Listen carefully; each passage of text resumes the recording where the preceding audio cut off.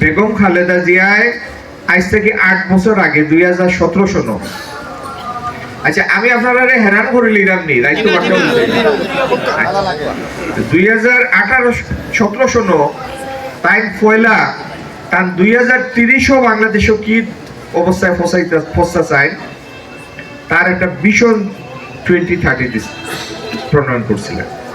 দেখার একটা হোটেলও তাই এটা পড়ছিল যে আমি বাংলাদেশ কোন জায়গাতে দিয়ে দিতাম, সে আমরা আসলাম ইনো আসিল। এরকম দুইটা জিনিস আমি আপনাদের কইলাম। একটা হইলো বাংলাদেশও প্রত্যেকটা জাতীয় নির্বাচন নির্দলীয় নিরপেক্ষ তত্ত্বাবধায়ক সরকারের অধীন হইত, হইলে কি হইব, হইলে আর রাইট ভোট হওয়ার সুযোগ হইতে নাই, ভোট হইব দিন রাইট আমরা ওলা মিটিং করবো, কথাবার্তা করবো।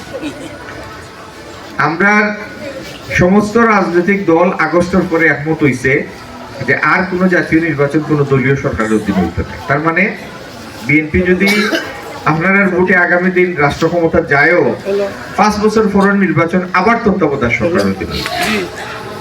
আর কোন ব্যক্তি 2 মেয়াদের বেশি, সর্বোচ্চ 2 মেয়াদের বেশি প্রধানমন্ত্রী হইতে পারতেন নাই।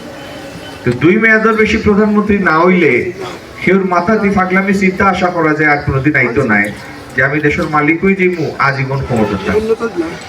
এতে অন্তত একটা জিনিস হইব, সর্বশেষ আমার মুরব্বীর হুকা সর্বশেষ কোন এমপি বা মন্ত্রী আপনারা লইয়া ইলা বইছেন, কবে লাস্ট কবে বইছেন ইলা বইছেন না,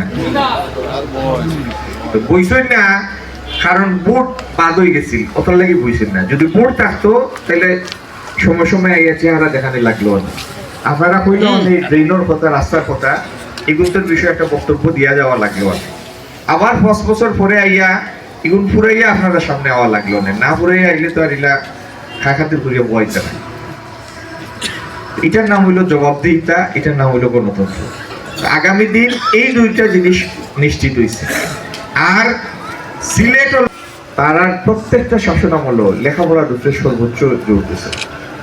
জিয়াউর রহমান সাহেব যখন পয়লা রাষ্ট্র ক্ষমতা তাই তখন প্রত্যেক 6 জনের ভিতরে 3 জনের অক্ষর জ্ঞান আসিল না, ও আর কফল লেখা জানতা না, আমি বয়স্ক শিক্ষা চালু করছিলাম, মনে আছে এটা। আর বেগম খালেদা জিয়া প্রথমবার আইয়া দ্বাদশ শ্রেণী পর্যন্ত শিক্ষাটা করছিল অবৈতনিক, যে সরকারি স্কুলও বেতন লাগতো নাই।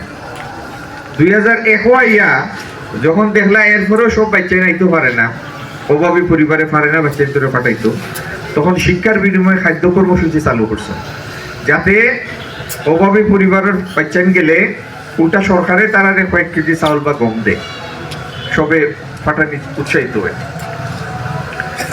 তার সময় বাংলাদেশের প্রাইমারি স্কুলের সংখ্যা যা আছিল আরো অর্ধেক বাড়াইছেন, প্রায় 13,000-এর বেশি প্রাইমারি স্কুল করছে।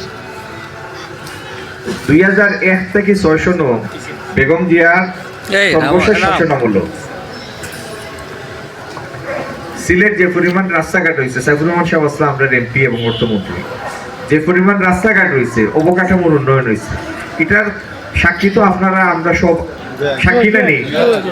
যদি পরবর্তী সময় এটার ধারাবাহিকতা থাকতো তাহলে আইজ সিলেটের রাস্তাঘাট লইয়া অন্তত মাত্র দরকার পড়লো না।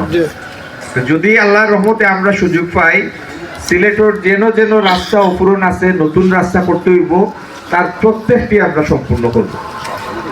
আর আপনারা কইছেন দুই জিনিস, আপনাদের ব্রেইনের সমস্যা, আকিদা সমস্যা, পানির সমস্যা, এটা কিচ্ছু নাই।